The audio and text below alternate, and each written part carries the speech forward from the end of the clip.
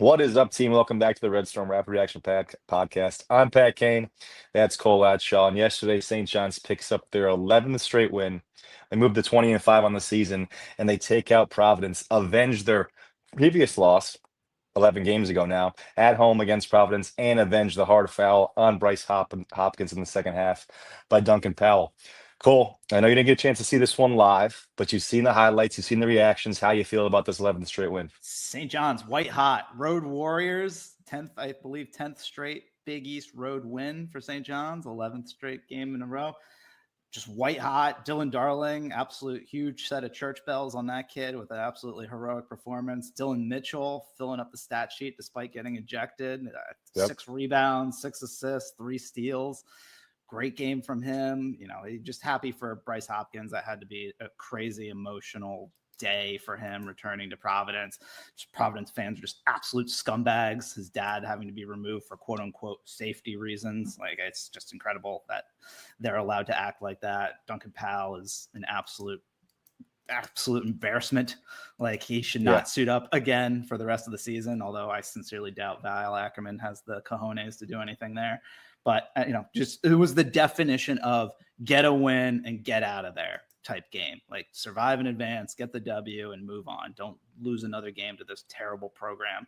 Kim English, got to think he's on the hot seat. But just happy for Bryce Hopkins to get the win in that type of environment, and really proud of the guys. We've obviously seen them have real guts in some of the way they've bounced back in responses to games where they've trailed mightily, like against Seton Hall, against Xavier. And this is obviously not exactly the same where they weren't down big, but you have a real gut check moment when you have a real fracas like that. And I think immediately St. John's responds with a 9-0 run. Dylan Darling starts playing out of his head, and you get a W and you get out of there. Yeah, St. John's has answered that bell. Speaking of Dylan Darling's church bells, in the second half of Big East games this year, they've really risen to the occasion. Darling's led the charge there in the second half. He's channeled his Big Sky Player of the Year moments in big times. Really, second halves have been the times where he shined, and last night was no different. I think he had 8 straight points following that skirmish. Hit threes, got to the basket, made free throws last night. He's really on a good roll. You mentioned Dylan Mitchell scoring, rebounding, passing, and then bobbing and weaving in that middle of that skirmish. Totally ducked out of Duncan Powell's elbow attempt, and then was ejected for a couple pushes in the back. St. John's was then able to hold the line without him in an impressive stretch of basketball there, considering they were missing 3 guys. Really playing Hopkins and Zuby with Sandin, Sellers, and Darling from the majority of those final minutes. A smaller lineup, and still was battling hard, kept that lead, even pushed it out to 10 or 11, and was able to finish with a win. But you like to see how St. John's answered that bell, how other guys stepped up. Was it a perfect game? No. And Providence does some things that has affected St. John's. They really clogged the paint defensively. We didn't shoot the ball well, but really getting out there with a win, especially with this team beating you the first time at home, especially with the crowd, up against one of your teammates now, and Bryce Hopkins, was a really good sign. And I think St. John's again shows they're a team getting better each day, a team that's going to be scary to face in March. And who knows if, the team we'll see once we do get to the NCAA tournament. And how about Coach P in the middle of that scuffle, throwing the Dukes up? He was ready to go. 73 years young. He wasn't afraid of the smoke. No, not at all. And then some harsh words, he really pierced the Providence fan base. Those aren't the Friar friends, the Friar fans he knew from back in his time there in '87. So he was, I'm sure, happy to get out of there with a win as well. Well, while we're talking about the Friar fans, allow me to go on a little bit of a rant, but just absolute, real scumbag behavior, real loser behavior from Providence fans. I mean, I think there's been so much made by fans of the Big East over the last couple of years over the atmosphere at the AMP, while meanwhile we just look past a lot of this is very gross stuff. You go back to 2024 in a game against BYU. I think they're one of the first programs, fan bases I can remember with the F the Mormons chant, which I think is absolutely disgusting. Then you go back to Ed Cooley's return. They really handled themselves poorly with that. Not that they deserved any type of appreciation or anything like that, but I just think it's a lot of loser behavior to be so upset about a guy going elsewhere to make so much more money. And then you have Duncan Powell getting his name chanted yesterday when he's objected, him firing up the fan base, waving his hands, is just so stupid. And I love Coach Pitino's remarks that you're referencing of just like, hey, you've sort of lost the plot here. If you're not even cheering about rooting for your team to win this game, and all you care about is making fun of Bryce Hopkins and, him maybe getting hurt on an insane foul, like, oh, what are we doing here? So I don't know. It's just, a real shame. I think if that happened anywhere else, if that happened in, Philadelphia or somewhere like that, there would be a lot said about the fan base. And instead, it's been a lot of talk about what a great atmosphere it is at the AMP every single game. And instead, I think just a lot of this stuff is really lame. The people in the fan base, especially not only just the students, but like the elderly fans, should all be embarrassed at their behavior.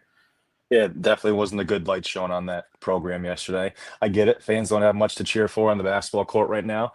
I don't get it to the extent that it happened. I do understand their frustrations. I am surprised. But you know what? And I agree with what you're saying as far as they don't have a lot to cheer about. Obviously, Kim English has been a bad hire, and I think he ultimately loses his job. But in the day and age of NIL, there's only one person to blame about you not having a lot to cheer about, and that's the fact that you're not opening your own pocketbooks and handing money to the program to spend on basketball players. Because if you had the money, I don't care how bad of a coach Kim English is, you'd have better talent, and maybe you would have kept Bryce Hopkins if you're willing to pony up some bucks. But well, they're spending money though. I mean, I don't think the money's the issue with Providence. I don't know if the how far off is it compared to St. John's or UConn? I think they're fourth in the Big East. I mean, I bet you it's probably a gap from 2 to 3, though. It's like, right, but the talent they have isn't 11th in the Big East, 10th in the Big East, right? I mean, they got talent for sure.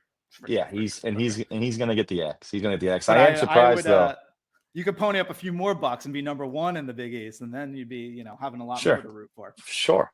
I hope they don't. I am surprised that there hasn't been any type of announcement or comment from Providence about the situation. I mean, maybe that's just being naive. I thought they would say something.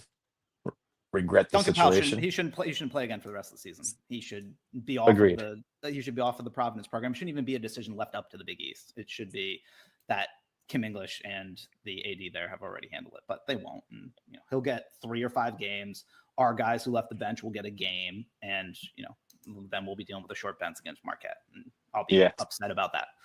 But to be determined. They say a fighting incident is a 1-game suspension. They claimed the Duncan incident was already 1 during the game. They did not deem Mitchell's or Sellers as that. They just called them flagrant 2s and then up for debate. I don't think it's an automatic game suspension for leaving the bench. I think that's just a game ejection. Good. So I think those 3 are safe, but Mitchell could be, determined to be excessive. We'll see. Last year we had to win a game without RJ, I think, and a game without Kadari in the Big East. I remember Ayo had the big start against DePaul. So whose game will it be Wednesday night against Marquette? Maybe someone else will step up.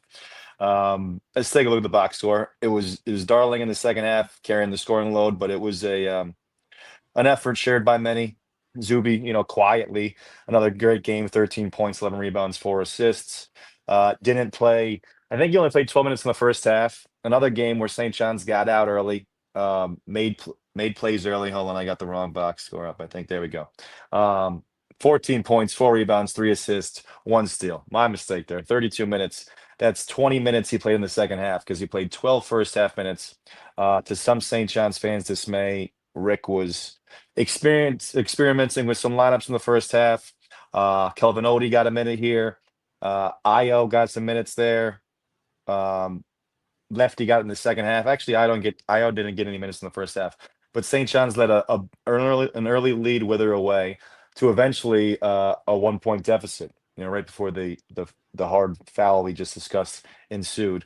But it seems to be a recurring thing where St. John's gets up early, builds a lead, comes out hot, and then some early substitutions hurt that momentum. Other team gets back in.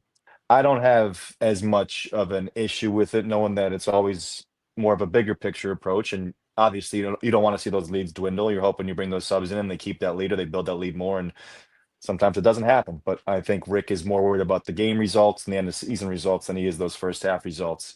Doesn't help always, especially with the fans. It doesn't help some of those players who are coming out and playing well in those first 5 minutes and then go to the bench and then maybe lose some of the momentum. Have you noticed that, Cole? Have you any thoughts there?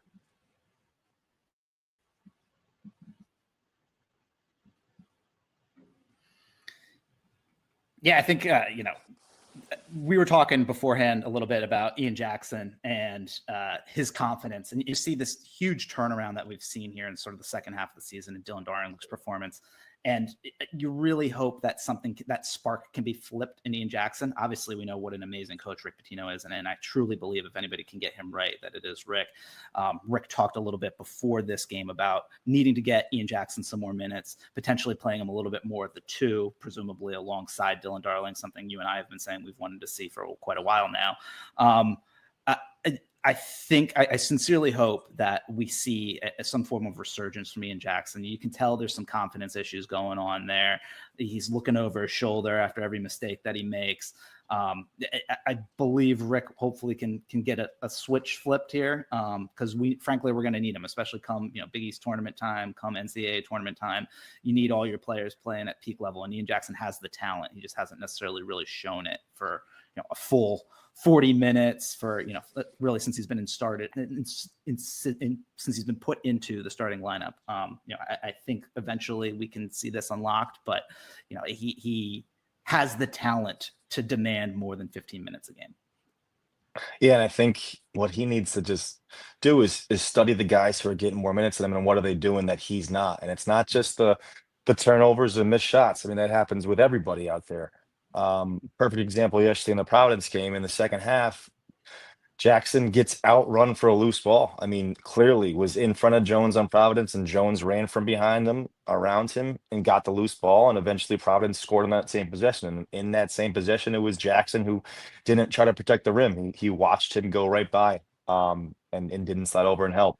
And then you see his substitute, Dylan Darling, who had 23 points. I don't think that's what really makes the difference. I think it's the fact he's all over the court. Deflections, loose balls. I mean, he had 8 defensive rebounds last night as the smallest guy in the court. There's nothing stopping Ian Jackson from contributing in those other areas. And then also, building off some of these good shooting games he's had. He hasn't been an offensive play or a terrible offensive player in terms of scoring and shooting. It's the consistency in between that. So I too really hope that he can break through, have his confidence built up. I would love to see Rick loosen the reins a little bit, but I don't think that's going to happen unless he gets the complete effort on those other areas, and then I'll give him some of that freedom. And when that happens, I hope he, stays true to the remarks we heard about trying to get him and Darling some minutes together, because there's long stretches in games where Sellers doesn't have it shooting wise, and he's not a guy who fills up the stat sheet in terms of assists or rebounds too. He's a smart player, doesn't turn it over, but there's things you're missing for those long stretches when he's not making shots. And Sanin has those same struggles. Yesterday, I thought he showed some good stuff defensively. Had a nice putback on an offensive rebound for a dunk.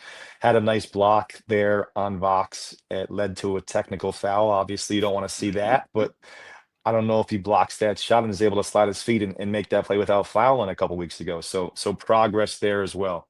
But how many more tests will we have in the Big East to really build up these guys' ability to play against the highest level games? So if we got some guy rolling early like Jackson, I say let him play through a few mistakes until we get to that next UConn matchup, until we get to that Big East tournament. Those games are dwindling down. I know maybe that's his thought with Kelvin, and that's his thought with Ayo and Lefty. He wants to continue to get those guys ready in case they need them. But like you mentioned, they don't have that ceiling that Jackson does that could really raise this team from being a dangerous 4, 5 seed, 3 seed potentially to, a giant killer and a national title contender, which a lot of us still hope could be the case. Yeah, and you heard Rick in his post-game press conference comments talking about Darling's play. You love the 23 points, the fact that he has the testicular fortitude to put the ball on the ground, take the ball to the rim, and score baskets in big moments. But what did Rick talk about in the post-game press conference? It was all about the rebounds. It was all about him having a nose for the ball on the defensive glass, getting some big, timely defensive rebounds at the end of the game. That's what Rick wants to see out of his guards. He wants to see them doing the little things, playing good defense, attacking the glass. Jackson, like you said, tremendous offensive player, but when he starts doing those little things better, I think we'll see a big increase in his minutes. Yep. And I don't know what his biggest fear is. Well, I think I know what his biggest fear is in terms of those long stretches with him at the 2. It's the boards and defensively, but I don't think if you trust them enough to guard the ones to start the game, and you're playing with those three bigs, then you can get away with him at that two on the board sense. And if he can guard ones to your liking, I think he can guard most twos to your liking as well. So I hope that that's something we see, especially as over this next 4 or 5 game stretch is building up those minutes with Darling and Jackson. I don't think Darling's minutes are going to start going down. I don't think 27 is exactly where he's going to land, but I don't think he's going to be getting any less than the 20 to 23 he's been getting. So um, if Jackson wants to have mega games, he's going to have to do some of those other things that's going to lead to being able to get 5 to 10 minutes at that Mhm. two guard next to Dylan. Mhm. Speaking of Dylan and his big brass church bells, he's been on fire lately. He's been playing extremely well for the most part, all games, but particularly the second half in crunch time, making big shots late, getting the ball up across half court against pressure. Maybe some struggles from the free throw line, but for the most part, when it's mattered, he's made them there. 8 for 9 yesterday. I think he's been our best point of attack defender, really doing a good job harassing teams full length of the court, getting steals, getting deflections, and contributing in other areas other than scoring. The assist numbers haven't really been there quite yet. I am watching intently, and yesterday both flagrant fouls were passes by Dylan. A lot of missed shots on good passes by Dylan Darling that haven't led to assists, but have led to free throws or have led to good shots by his teammates. I think the assist numbers will rise. I think the passes are there. I think the assist numbers will rise as he gets more and more time on the court, and hopefully with the help of Ian Jackson making some of those long threes on the recipient of some Dylan Darling passes. Yeah, Darling's turnaround has been absolutely amazing. Obviously, his 3-point percentage when I was ragging on him at the beginning of the season has done a complete 180 to now being one of the leaders on the team in 3-point percentage. I loved Zach Braziller's article where he had comments from Dylan's father, James Darling, obviously former NFL player. Dylan has a tremendous pedigree athletically, but some of the quotes about playing for Rick Pitino from advice from Father James was, make him work you out every single day, sleep in his office. It's such a cool mentality for a young man to have, to want to work. And obviously you can see that work paying off specifically with Yeah. the 3-point shot and with the confidence. Just a complete 180 from, I was probably a little too harsh on him earlier in the season, but I was questioning him coming from the Big Sky if he would be able to be a real player in the Big East that we could rely on for major minutes. And he has completely proven me wrong on that, to be almost an idiotic statement. He's been one of our best players over this stretch, and an absolute godsend, and real clutch makeup, which I think is the most important Yeah. thing. When the game's on the line, he has no problem taking the ball and getting it to the rim, taking a big three. He has the mental makeup. He has it between the ears, which is almost as important as the athletic ability on the court. Yeah, 100%. You hit the nail on the head there. I think maybe some of that makeup is from his father, a professional athlete, obviously been through some challenging times, some tough times, understand the importance of sacrifice and hard work. He seems to have all that stuff in spades and then the confidence to boot. I just love how he competes, and he looks at himself like he's as big as everyone out there. He's not scared to get in the middle, box out, take charges, although he's in a little bit of a slump here in terms of drawing the charge calls. I think he's got to be careful there. A flop call might be coming sooner or later. But Dylan Darling has been fantastic, really towards the top of the list in terms of Rick's requirements for next year is keeping him there. He's mentioned it now a few times in the last 2 weeks that Dylan will be back. Of course, it's not as simple as saying that. You're gonna have to come to an agreement with both, but it looks like a good match, right? And if James Darling, his father, is being honest, and it seems like he loves the situation as well. He doesn't want to go to a place where it's just going to be easy for his son. He wants to go to a place where he's going to get pushed and get better. And seemingly that's here with at St. John's with Coach Pitino, and I'm happy as heck for it. Mm-hmm. Absolutely. Yeah, those numbers I got there at the bottom are his Big East stats only. So in 20 minutes, 9 points, 2.5 rebounds, 2 assists, over 1 steal, under 1 turnover, and then the shooting has been as efficient as any guard, really any player in the Big East. Not just in Big East play, but now for the season as a whole, he leads our guards in field goal percentage, 2-point percentage, and 3-point percentage. His conference numbers 54% from the field, 47% from three, and 60% from two. Albeit that's only in 2.5 attempts from two a game, but he's finishing at the rim. Made a nice mid-range shot yesterday in the baseline to kind of ice it late. Getting more and more space on his drives. That's probably a respect to his jump shot. and kind of a respect to his own confidence and the rest of the team being comfortable with him initiating and making plays for him. So to see his confidence grow has been great. Hopefully, Ian can see some of that similar stuff and they can see it in tandem together sooner rather than later. Yeah, I mean, the 47% from three in Big East play. I think the Iona game was our 9th game of the season. And at that point, Dylan Darling was shooting below 7% from three. So, I mean, just a gargantuan turnaround. Just absolutely incredible stuff. Gargantuan. You had a couple nice vocab words today, Cole. I wish I was writing them down. I'm gonna have to Busted come out the back and thesaurus before so that I was check ready to them out. go. Did some casual reading. So Marquette on Wednesday. We'll see how high St. John's rises in this week's AP poll. Probably not, a huge jump, but maybe 1 or 2 points. Marquette Wednesday. We'll go from there, trying to make it 12 straight, get to 21-5. Any last remarks, Cole? It's going to be bad news for the Golden Eagles on Wednesday, man. Yeah, Shaka seems to be backtracking on his previous thoughts of no transfers and now has initiated some discussion on the fact that he does need to take some transfers. So we'll see if he finds some more inspiration Wednesday night against St. John's with the team full of transfers. Anyway, thanks for listening. Thanks to Cole. Thanks for Brother Sean for stepping in when I couldn't do a couple episodes these past few games. For Boo Harvey, this has been the Red Storm Rapid Reaction Podcast. I'm Pat Kane. That's Cole